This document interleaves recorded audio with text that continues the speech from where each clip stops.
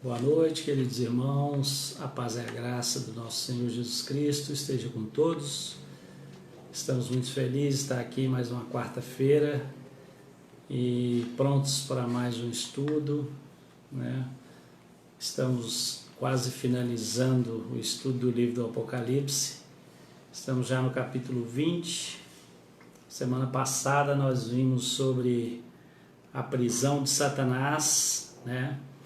E hoje nós vamos continuar essa parte que fala do milênio, né? Satanás preso por 1000 anos, nós já explicamos o que significa, e vamos ver o reinado de Cristo e a sua igreja também durante esse milênio. E antes disso, nós vamos orar. Enquanto isso, nossos irmãos vão chegando para poder estar em comunhão com a gente aqui. E espero que seja mais um estudo agradável para as nossas vidas espirituais. Obrigado, Senhor. Te agradecemos por mais esse dia de vida, pela saúde que o Senhor nos tem dado, pelas inúmeras bênçãos que o Senhor tem derramado na nossa vida. E que nós possamos, ó Pai, nesse momento aqui estarmos em reverência ao Senhor, nesse culto de adoração, nesse culto em que nós usamos a Tua Palavra para nos edificarmos cada vez mais.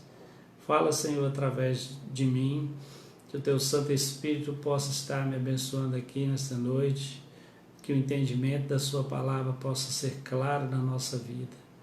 Abençoa as pessoas que estão assistindo também nessa maravilha de rede social que, usada para o bem, sabemos que é muita bênção para nossas vidas. Abençoe a cada um, Senhor, que possa sair daqui depois desse estudo edificados e que nós possamos ter reverência, mesmo estando online, estamos distantes, mas estamos juntos em comunhão espiritual. Em nome de Jesus eu te agradeço por tudo e pelo que o Senhor tem feito pelas nossas vidas. Amém. Então, queridos, é possível e aceitável, né, nós estudarmos esse milênio e entendermos que não é um número literal, né, como o restante do Apocalipse já nos mostra que os números são muito importantes, mas são simbólicos. E a gente entende o significado do aprisionamento de Satanás no início do capítulo 20. Nós estudamos sobre isso semana passada e agora nós vamos dar sequência para a gente poder entender o que significa o reinado dos santos nesse mesmo capítulo. Quando o livro do Apocalipse se refere a tronos aqui, né? Seja de Cristo esses tronos ou do seu povo, esses tronos sempre estão localizados no céu.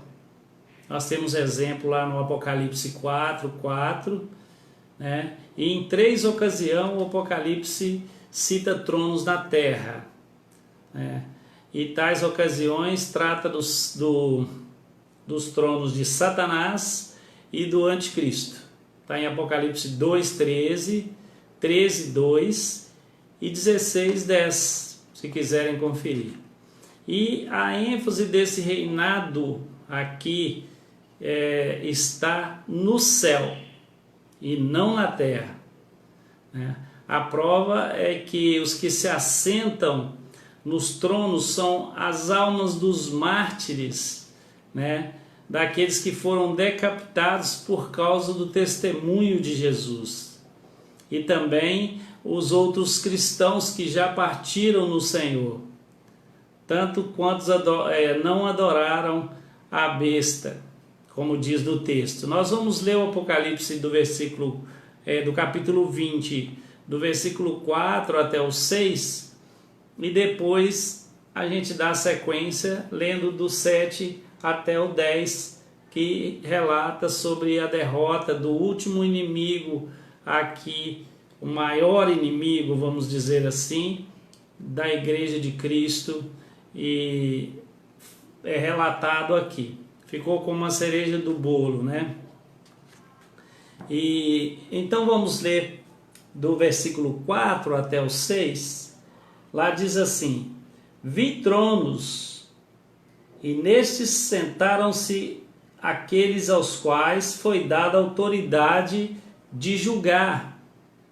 Vi ainda as almas dos decapitados por causa do testemunho de Jesus, bem como por causa da palavra de Deus. Tantos quantos não adoraram a besta, nem tampouco a sua imagem. Nem tampouco a sua imagem, não receberam a marca na fronte e na mão, e viveram e reinaram com Cristo durante 1000 anos. Os restantes dos mortos não reviveram, a palavra certa é não viveram, até que se completassem os 1000 anos. Esta é a primeira ressurreição. Bem-aventurado e santo é aquele que tem parte na primeira ressurreição. Sobre essa, a segunda morte não tem autoridade. Pelo contrário, serão sacerdotes do Deus de Deus e de Cristo e reinarão com ele os 1000 anos.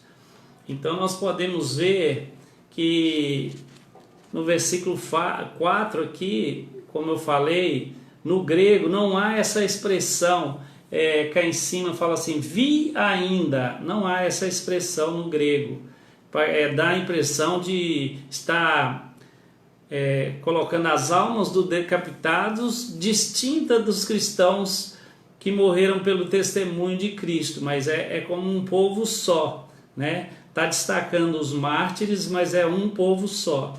E a sugestão de que o grupo que está sentado é diferente do grupo das almas contempladas por João, mas a tradução é que nos faz entender assim, né? E a conexão do milênio, a gente entende aqui, com a terra, está relacionada à prisão de Satanás. Isto é, ao período em que a primeira vinda, a segunda vinda de Cristo, com a libertação da pregação do Evangelho, a liberação da pregação do Evangelho a todas as nações e a expansão da igreja, terminando um pouco antes desse momento, que justamente coincide com o pouco tempo em que Satanás será solto, né? É esse pouco tempo dele. Então, onde ele será solto e a igreja será duramente perseguida, aquele período chamado de grande tribulação. Já no céu, esse período se estende até o exato momento da volta de Cristo, ou seja, a igreja que vai estar aqui militante, viva, nessa soltura de Satanás, ela vai sofrer a perseguição dura da parte dos inimigos da igreja, que é um período chamado Grande Tribulação. Enquanto isso, Cristo ainda não veio. Ele vai vir assim que encerrar esse período, como a palavra fala, né? E as almas dos santos terão seus corpos ressuscitados, né? Agora, no versículo 4, finalzinho dele, fala assim, e viveram e reinaram com Cristo durante 1000 anos. Aí no 5 fala assim, o restante dos mortos não viveram, até que se completasse os 1000 anos. Essa é a primeira ressurreição. Bem-aventurados e santos aquele que tem parte na primeira ressurreição. Sobre esses, a segunda morte não tem autoridade. Pelo contrário, serão sacerdotes de Deus e de Cristo e reinarão com ele os 1000 anos. Ou seja, esse assunto aqui sobre a primeira ressurreição é um ponto que vale a pena a gente ter mais atenção sobre ele. O que será que esse termo quer dizer, né? Bem-aventurados aquele que tem parte na primeira ressurreição. E toda a Escritura ela aponta para uma única ressurreição que ocorrerá quando Cristo voltar para julgar os homens, né, e resgatar a sua igreja. É possível e aceitável aqui que o texto esteja estabelecendo um contraste entre a primeira e a segunda morte. A primeira morte tem um caráter corporal e a segunda tem um caráter espiritual. Ou seja, a primeira é preliminar e a segunda é final. Logo, a primeira ressurreição seria espiritual. Os santos que já morreram espiritualmente estão vivos. Essa é a primeira ressurreição. Quer dizer, você morre aqui, acorda na glória, né? Esses são bem-aventurados, porque eles não terão parte na segunda morte, que é o lago de fogo e enxofre, porque eles já foram resgatados dessa condenação. E eles não têm parte. E a primeira ressurreição, então, seria espiritual, né? E a interpretação também se aplica nas pessoas vivas. Por exemplo, quando você é regenerado aqui na Terra, você está vivo, né, no seu corpo e aceita Cristo. E aí você passa a não estar mais morto nos seus delitos e pecados. Você passa a viver Cristo e, caso venha a morrer, você ressurge na glória. Então essa é a primeira ressurreição. E a segunda ressurreição é a volta de Cristo, a qual você vai voltar, né, e ressurgir no corpo de glória. Os corpos serão ressuscitados, de modo que a primeira ressurreição será espiritual, a segunda será a ressurreição do corpo. E o próprio Novo Testamento, ele se refere à regeneração do ser humano como um tipo de ressurreição espiritual, né? Ou seja, um novo nascimento. Nós temos nos evangelhos lá de João, João 5, 24 a 29, João 11, de 25 a 26, Romanos 6, 11 fala desse assunto, Efésios 2, 6, Colossenses 3, de 1 a 3. Então quem passa por essa ressurreição não tem parte na segunda morte. E a morte espiritual com a condenação eterna no lago de fogo e enxofre. Resumindo, os salvos que morreram,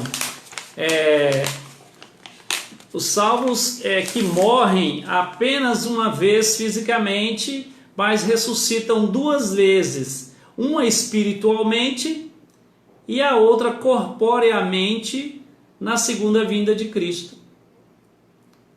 O que morre é o que é bem-aventurado do versículo 6, e santo é aquele que tem parte na primeira ressurreição, porque ele já está garantido na segunda. Essa é a visão que quer passar para nós, primeira e segunda ressurreição. Algumas linhas escatológicas complicam isso um pouco, colocam como tempos diferentes de ressurreição, né? E a segunda morte não tem autoridade sobre aquele que tem parte na primeira ressurreição, pois ele está vivo em Cristo e justificado nos méritos da sua obra na cruz. Então esse assunto da primeira e a segunda ressurreição é muito simples de entender. Quem está já vivo na glória não participará da segunda morte eterna, lago de fogo e enxofre. E quem está morto no Hades não participará da segunda ressurreição para a vida, porque ele já está condenado. Então a tendência é assim, a situação de um é só piorar e a do outro é só melhorar. Esse resumo dessa primeira e segunda ressurreição. Agora vamos ler do versículo 7 até o 10. Fala assim: quando, porém, se completarem os 1000 anos, Satanás será solto da sua prisão e sairá a seduzir as nações que há nos quatro cantos da terra. Gog e Magog, faz uma citação aqui, a fim de reuni-las para a peleja. O número dessas é como a areia do mar.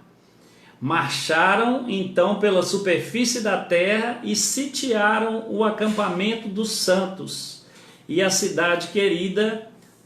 Desceu, porém, fogo do céu e os consumiu.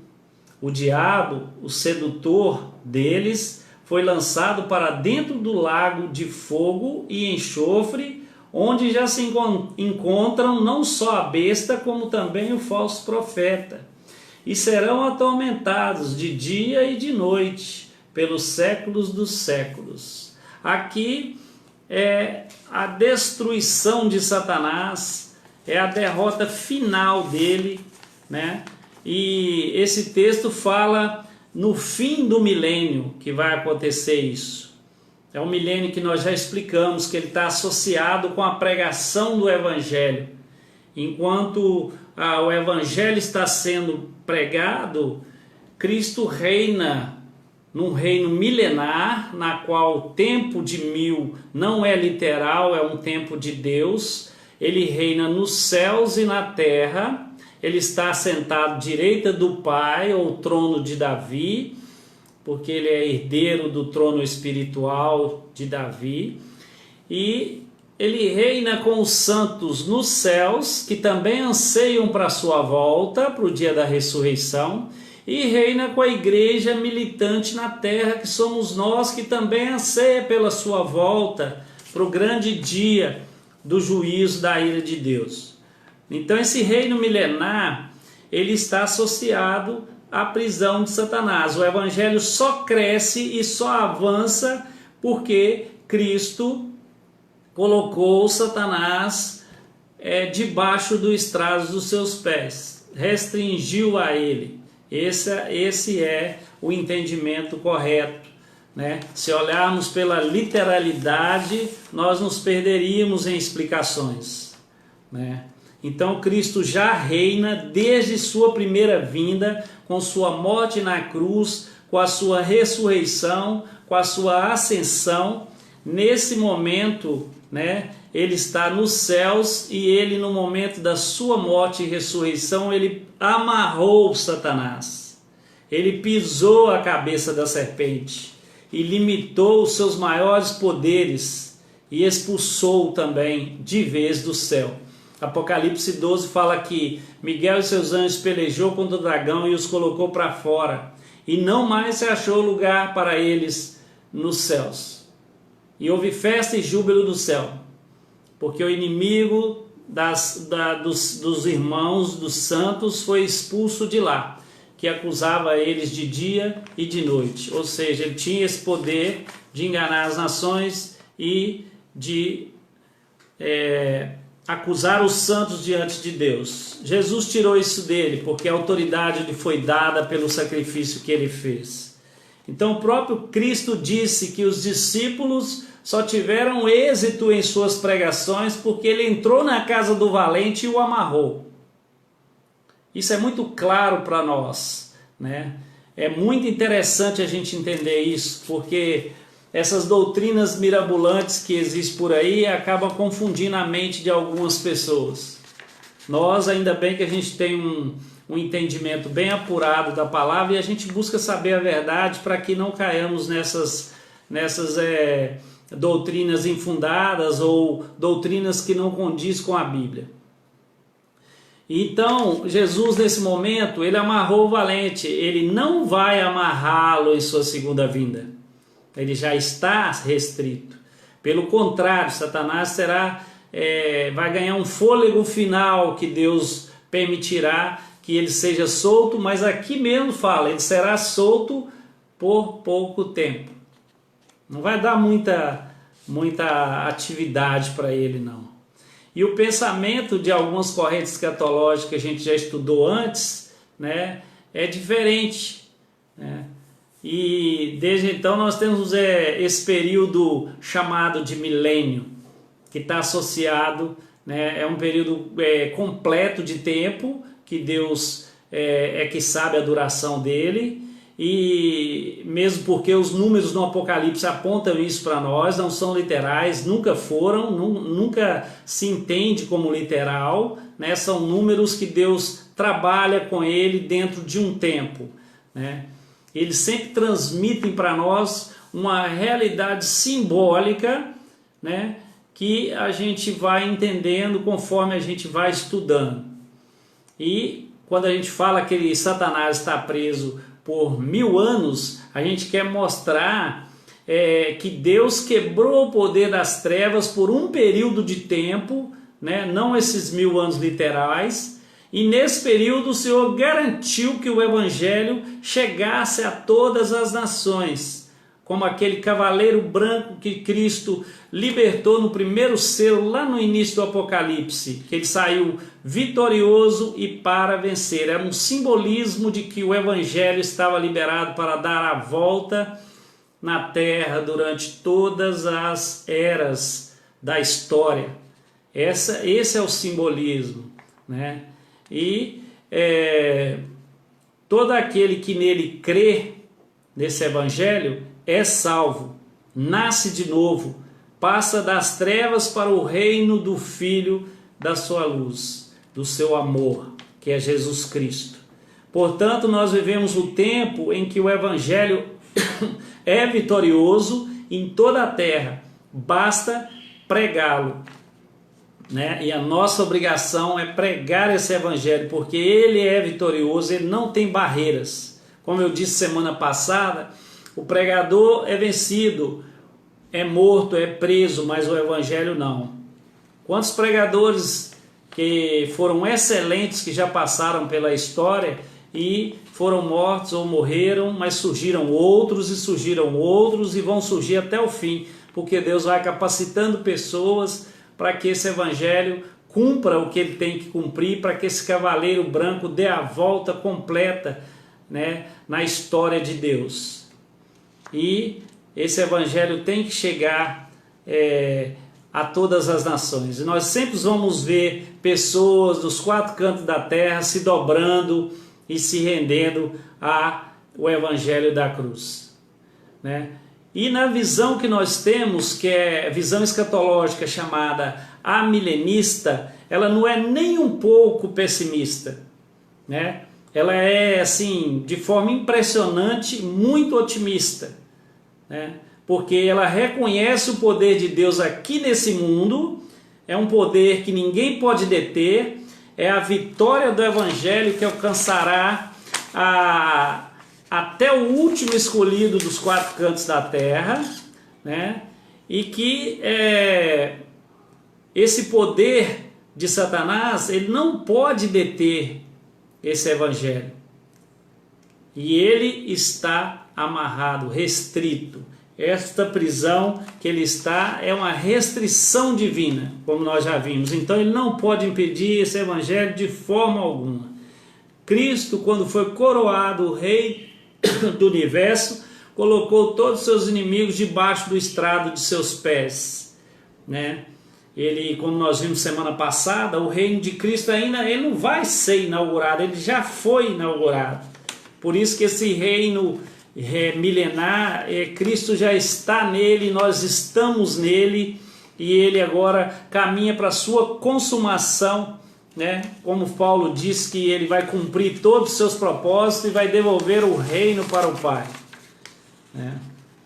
E ele está à direita do Pai com toda a autoridade e todo o poder, e ele garante a vitória do Evangelho, né? Ordena que se pregue e garante que vai ser bem sucedido. E enquanto esse fim chegar, não chega, né? Nós devemos esperar um tempo de grande luta, grande dificuldade, né? Grande tribulação, será um período final. E o próprio Cristo disse isso para nós, que nunca houve, né? E nem jamais haverá esse tempo que ele diz que quando se completar os 1000 anos que Satanás for solto de sua prisão, quando Deus determinar e retirar aquilo que o impede. O que impede hoje ele de ser solto? É o cumprimento da pregação da palavra, porque o tempo dela ainda não se findou, para que ele possa agir no seu sprint final, né? Então, nós temos essa certeza de que o evangelho é vitorioso e que ele precisa ser pregado. E Deus, até o último instante na qual o evangelho tem que ser pregado, ele vai capacitar pessoas, ele vai levantar pessoas, né? E Satanás, ele vai ter o poder que ele tinha de novo, né? Que poder que era esse? O poder de escuridão, é o poder de trevas, é a capacidade plena de enganar as pessoas e levá-las à morte espiritual, física, levá-las a elas negar a Deus, ficar contra os propósitos de Deus. Mas esse poder será dado para ele por pouco tempo. A Bíblia fala disso em vários pontos. Jesus fala, aqui no Apocalipse fala, né? Daniel fala que a metade dessa semana que o evangelho está sendo pregado, quando se encerrar a pregação do evangelho, a segunda metade ela vai ser abreviada. Cristo fala também que o tempo de Satanás será abreviado, porque senão até nem os eleitos suportariam. Então Deus não vai dar o tempo longo para Satanás agir.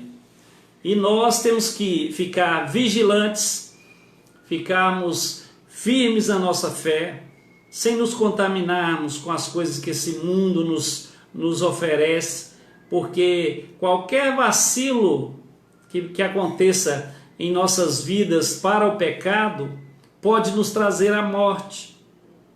E a gente pode morrer fora da presença de Deus se assim nós não formos eleitos, não confirmarmos a nossa fé. Então nós temos que ter muito cuidado, porque as quedas também elas trazem um transtorno muito grande para a nossa vida.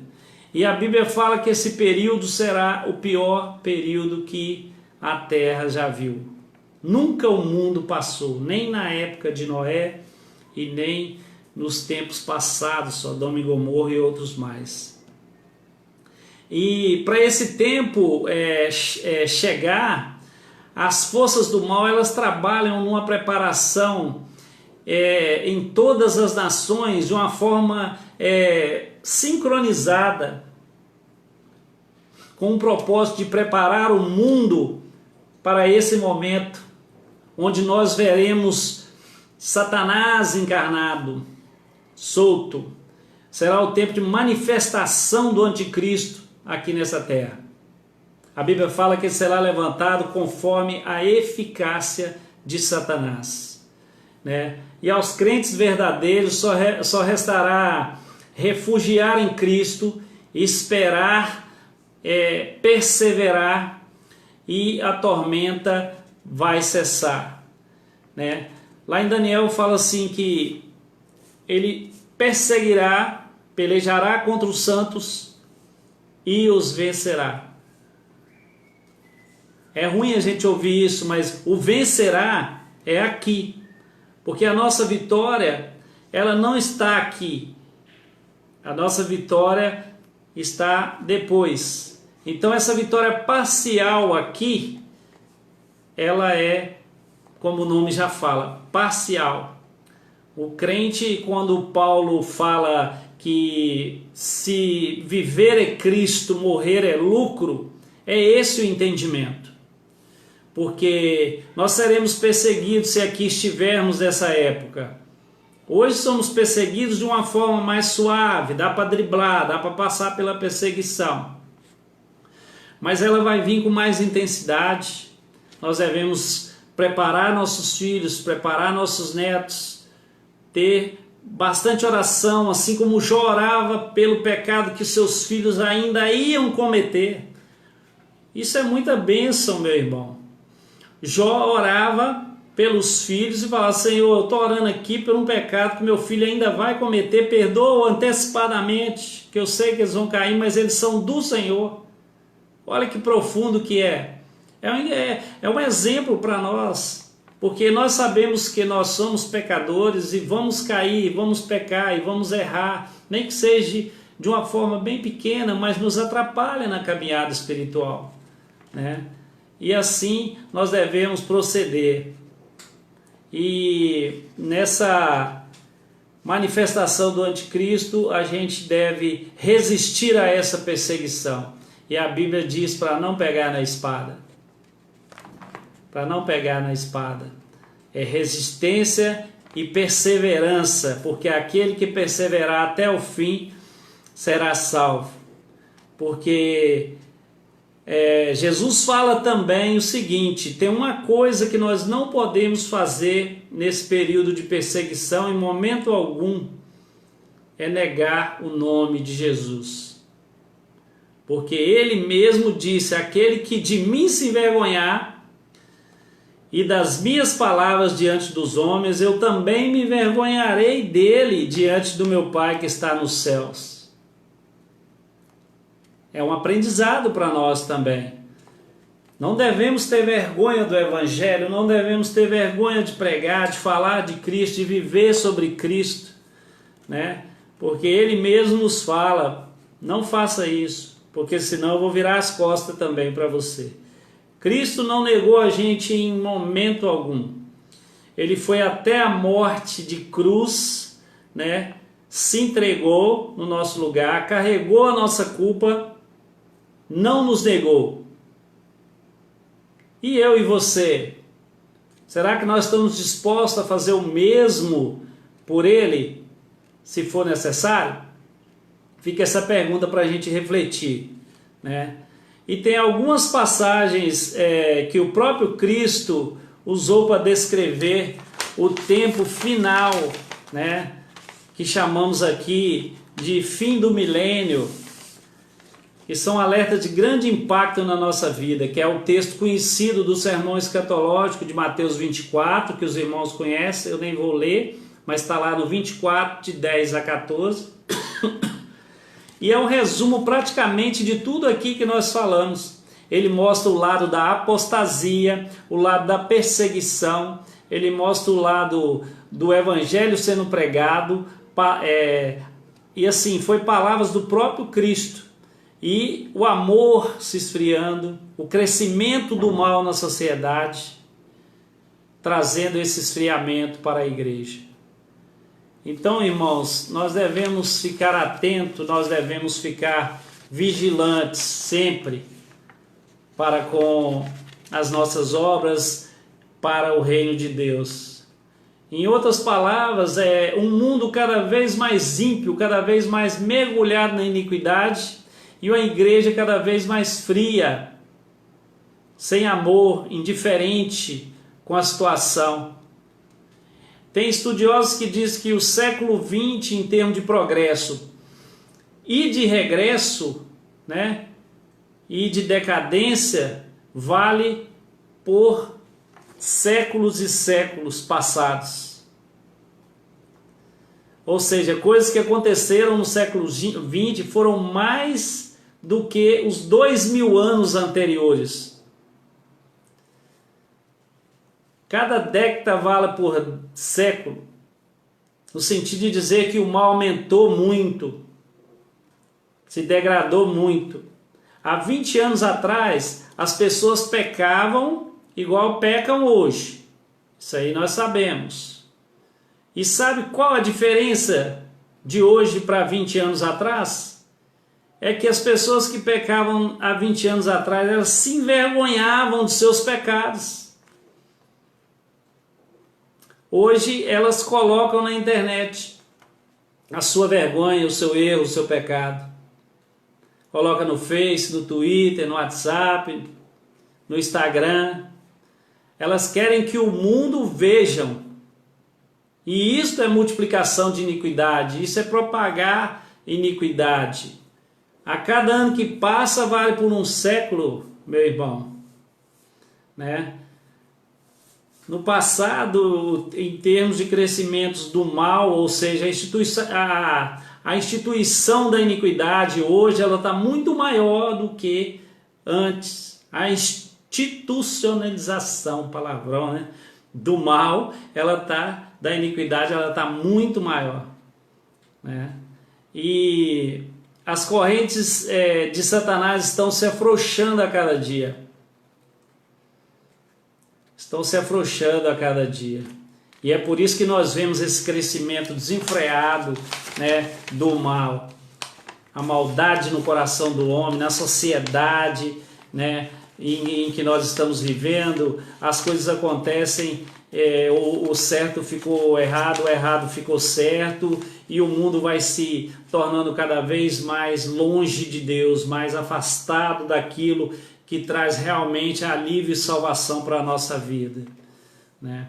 Esse é um programa completo, né, de instituição do mal, e começa com as crianças sendo doutrinadas nas escolas ideologicamente, onde se ensina muita libertinagem, né, como sendo virtude, e dando abertura para o mal agir. E o mundo está sendo preparado de uma forma impressionante para esse momento, né? Esse momento quando o dragão será completamente solto. O mundo está sendo preparado para isso. O que mais assusta, né, que Jesus diz lá em Mateus, está no versículo 12. Que ele disse assim: enquanto se multiplicar a iniquidade, o amor se esfriará de quase todos. É uma expressão assustadora, porque ele está dizendo que poucos nesse fim manterão um amor verdadeiro por Deus e pelo próximo. Até porque o amor ao próximo é um reflexo do amor a Deus. Eu e você temos que estar entre esses poucos, senão não terá valido nada tudo aquilo que fizemos, né? Aquilo que a gente faz e pensa que já tá bom, não vale mais se você parar, né? Se você perseverar até o fim, aí sim. Não adianta perseverar até a metade, não vai valer. Nem correr bem o começo da carreira, também não vai valer. Precisa aguentar firme até o fim todas as pancadas que vier da parte desse sistema. Todas as perseguições, né? Se a gente aguentar, seremos salvos. Temos que estar preparados, irmãos. Vigiar, orar, buscar santificação, meditar na palavra de Deus de dia e de noite. Sermos cristãos autênticos. Quando Deus olhar do céu, vê diferença em nós. A gente tem que se envolver cada vez mais nessa tarefa de pregar o Evangelho para todo mundo, para testemunhar a todas as nações, para que o fim venha logo, né? E uma outra passagem está lá em Lucas, eu não vou ler, mas ela se encaixa, Lucas 17, 26 a 30, se encaixa demais com os nossos dias. E o Senhor Jesus, Ele nos dá o alerta, né? A gente vê as coisas acontecendo debaixo dos nossos olhos e às vezes nós não queremos ver. O Senhor, após escrever diversos eventos antes da sua vinda, Ele disse assim, né? Lá em Lucas, Ele disse que esses dois casos do passado muito emblemáticos sobre Noé, né, que é o dilúvio, e Ló, a destruição de Sodoma e Gomorra. E a característica principal desses dois casos, dessas duas passagens, é que eles estavam vivendo apenas para o prazer. Desculpa que eu estou tossindo aqui, não é Covid não. Para a satisfação de seus próprios anseios pecaminosos, e eles faziam disso o Deus deles, a razão de ser da vida deles. A coisa mais curiosa aqui é falar em casamento. Lá diz assim: casavam-se e davam-se em casamento. A gente sabe que o casamento é uma instituição divina. né? E no caso deles haviam dois tipos de casamentos problemáticos, no caso de Noé, né? Um era casamento misto, julgo desigual, e o outro era a poligamia. E nos dias de Ló, lá em Sodoma, a palavra que fica para nós hoje é a sodomia, né? Que envolve casamentos que demonstram o total abandono do padrão divino e também deturpação da moral do ser humano. E os relacionamentos lá, dá para a gente perceber que não é do modo na qual Deus estabeleceu. E o Senhor diz que isso vai acontecer de novo. E hoje, nos nossos dias, será que a gente vê isso? Quase todos os países do mundo, com exceção de raríssimos aqui, tentam ou já o faz, que é a legalização do casamento entre pessoas do mesmo sexo. Isso, sem dúvida, meu irmão, é o fim do milênio. Isso, sem dúvida, é o cumprir da profecia de Cristo, né? Hoje o que mais se vê é a união do mesmo sexo, tanto homens como mulheres. E Jesus alerta que serão como nos dias de Sodoma e Gomorra, nos dias de Ló. Lá o sexo estava desenfreado, a prostituição estava desenfreada, eles praticavam nas ruas. E o lesbianismo e o homossexualismo era terrível. Na passagem dos anjos dá para a gente perceber que eles pediram a Ló, os anjos, para fazer sexo com eles. E Paulo também nos adverte lá em 2 Tessalonicenses, versículo 2, no capítulo 2, depois os irmãos leem, né? E dá para perceber que lá também ele está descrevendo algo que nos remete ao fim do milênio. E agora, queridos, eu queria entrar no ponto na qual, no versículo 9 em diante aqui, fala assim: marcharam então pela superfície da terra e sitiaram o acampamento dos santos. Ou seja, no 8. E saíram a seduzir as nações que há nos quatro cantos da terra, Gog e Magog, a fim de reuni-las para a peleja. O número dessa era como a areia do mar, né? Ou seja, Satanás será solto. E ele sendo solto, ele vai reunir as nações do mundo na intenção de formar um grande exército para contender contra Cristo e sua igreja, que já é uma ousadia, né, da parte do homem, desde lá do Gênesis. E essa expressão que aparece aqui, Gog e Magog, é uma expressão que aparece no livro do Apocalipse como uma referência a um conflito final entre as forças satânicas, né, contra Cristo e seu povo. Gog e Magog são citados em passagens lá no Velho Testamento, em Gênesis 10, 2, em 1 Crônicas de 1 a 5, ou 1, 5, Magog é mencionado como um descendente de Jafé. E Jagog é citado como um Rubenita, filho de Semaías, lá em 1 Crônicas 5, 4, né?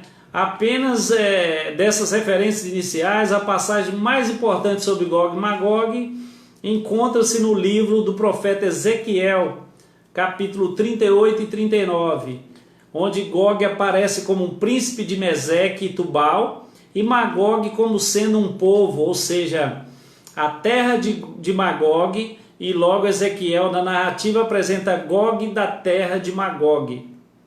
E o apóstolo João, ele relata que, acabado o milênio, Satanás será solto por um pouco tempo, sairá a enganar as nações que estão nos quatro cantos da terra, Gog e Magog, a fim de reuni-las para a batalha. Seu número é como a areia do mar, e ele vai persuadir as nações, e cercarão o acampamento dos santos, a cidade amada. Porém, descerá fogo do céu e os devorará, resultando na condenação eterna de Satanás no lago de fogo que arde com enxofre. Depois disso, João descreve a cena do juízo final em detalhes, como um entendimento é de que o milênio antecede a segunda vinda de Cristo.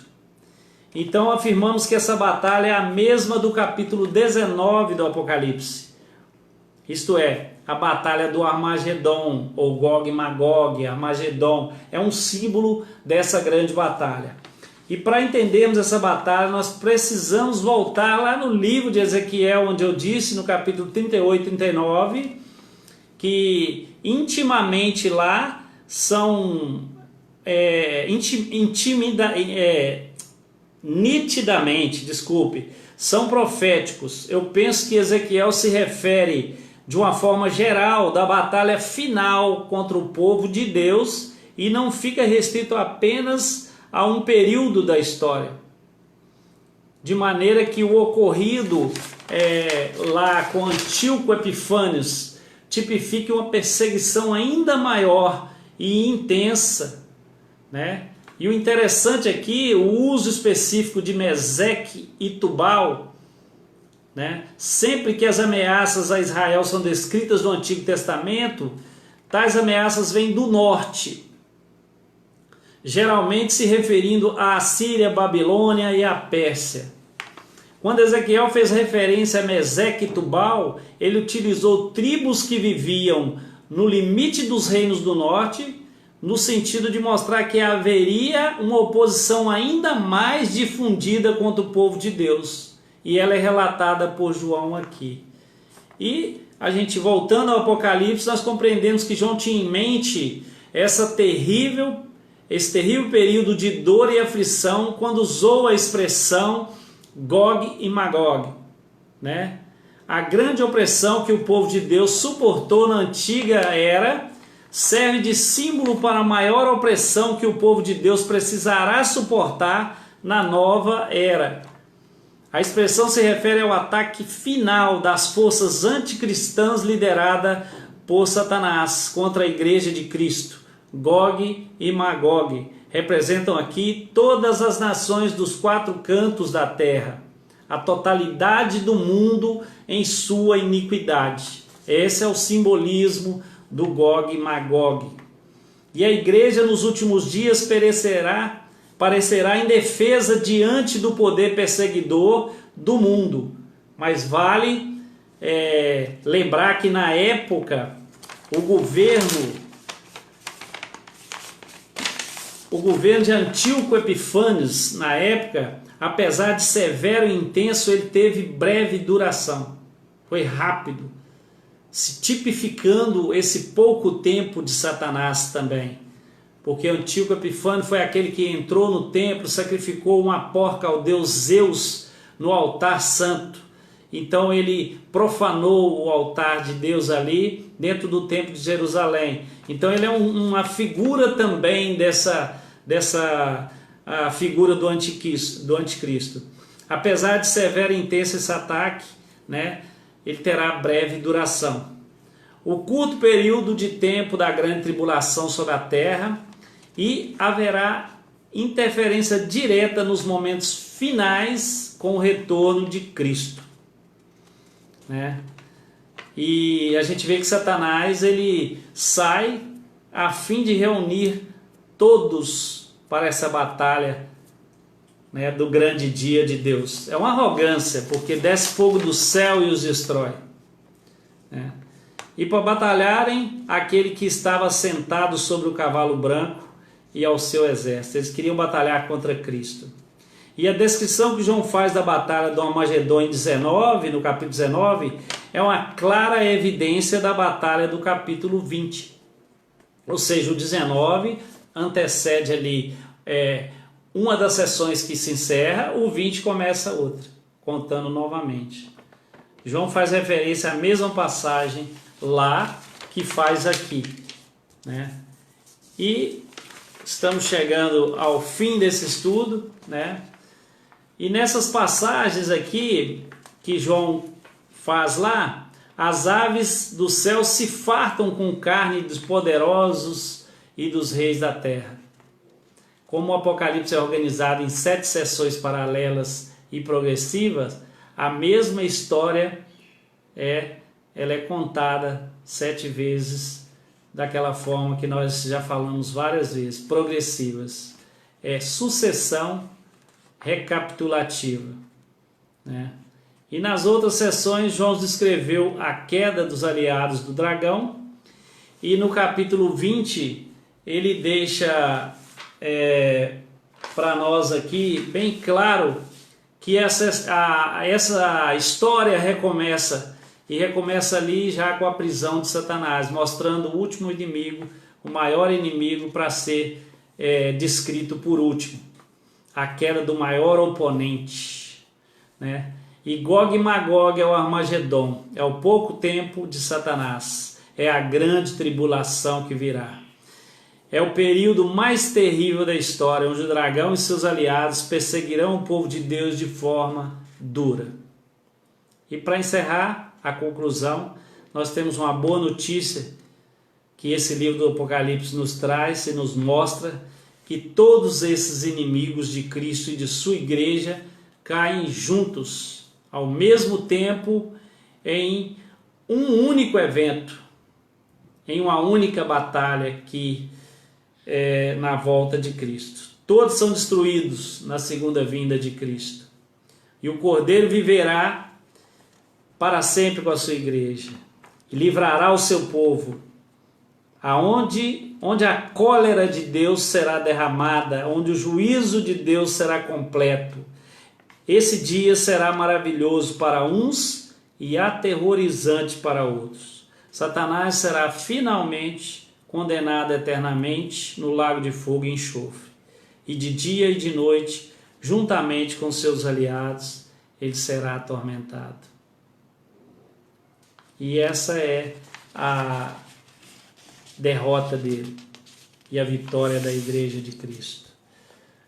Muito bem, queridos, encerramos aqui o estudo de hoje.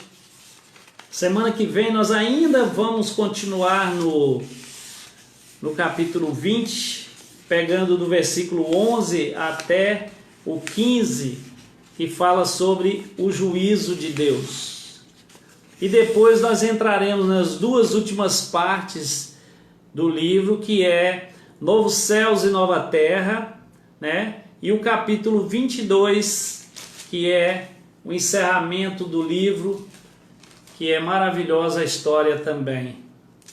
E eu espero que vocês estejam entendendo. Aqueles que não entenderem, dentro da nossa limitação, pode deixar suas perguntas aí debaixo, que eu estarei procurando responder e compartilhando com os irmãos a resposta. Muito obrigado pela atenção e que possa ter sido bom para nós estar estudando aqui hoje juntos. Vamos orar, encerrando o estudo de hoje. Deus querido, maravilhoso, obrigado ao Pai por mais esse dia, por mais esse alimento que o Senhor nos deu aqui. É muito bom estudar a Tua Palavra, aprender mais da Tua Palavra. Por mais complexa que ela seja, o Senhor nos dá um entendimento que seja coerente com aquilo que o Espírito Santo quer nos passar, e que é encorajador para a nossa vida, que nos traz alívio, porque nós sabemos que por mais lutas, por mais problemas que passamos nesse mundo, a nossa vitória já está garantida em Cristo, porque Ele é o Rei dos Reis, Ele é o Senhor dos Senhores, e toda autoridade foi dada para Ele nos céus e na terra. E não há nada que possa nos separar do amor desse Deus maravilhoso. Obrigado, ó Pai, por tudo. Te agradeço pela nossa igreja, a Igreja Presbiteriana Aliança, que nós possamos ali estar sempre mantendo o estudo da sã doutrina, o estudo da palavra bem explicada, da palavra esmiuçada conforme aquilo que o Senhor quer de nós, porque a palavra do Senhor, ela é viva e eficaz e ela transforma vidas. Obrigado pela vida do pastor, pela sua recuperação da cirurgia que ele fez, e outras pessoas também que passam por problemas de saúde na igreja, ou amigos ou parentes, que o Senhor possa estar assistindo todos ali. Muito obrigado, ó Pai. Te agradecemos, felizes, porque o Senhor tem nos suprido e tem nos abençoado espiritualmente. Em nome de Jesus, te agradeço por tudo. Amém. Fiquem com Deus, queridos. Até mais.